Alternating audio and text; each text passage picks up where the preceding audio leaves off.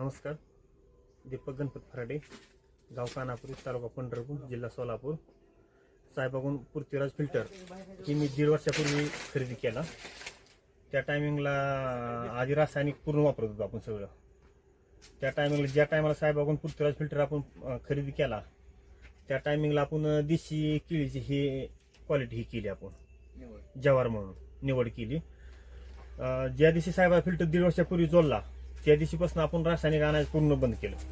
एकही दिवस दुकानात आपण रासायनिक आणायला गेलो नाही आणि रासायनिक आणायला एक दिवस बी गेलो नाही दुकानात. तेव्हापासून कंपल्सरी आपण साहेबांचंच हे सगळे फिल्टर वापरतो, जीवामृत वापरतो. पूर्ण चांगला रिझल्ट आहे, 1 नंबर रिझल्ट आहे. आणि आजपर्यंत काय जायची काय दुकानात गरज लागली नाही औषध आणायला. फक्त शान, गुळ, बेसन, गोमूत्र ह्याच्यावर काय असेल ते सगळं चालू. 5 एकर बाग आहे आपली पूर्ण. 5 एकरात 2250 खुटं बसली.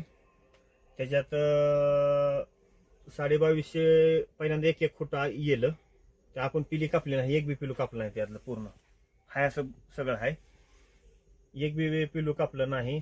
प्रत्येक आता 4 खुटं प्रत्येक ह्यात येईल. ती सरास अवरेज काय 10 किलो घड भरतोय, 12 किलो भरतोय, 15 किलो भरतोय, काय 8 किलो भरते. या सरासरी 10चा अवरेज पडतोय आपल्याला सर्व घडाचं. दोन्ही झाडाच्या मधलं अंतर 10 फूट आहे आणि दोन्ही लाईनीच्या मधलं अंतर 12 फूट आहे. रासायनिक आपण काहीच घातलं नाही. रासायनिक कमीत कमी घालायचं तर म्हणलं एकरी एक 40-50 हजार खर्च येणार वर्षाला.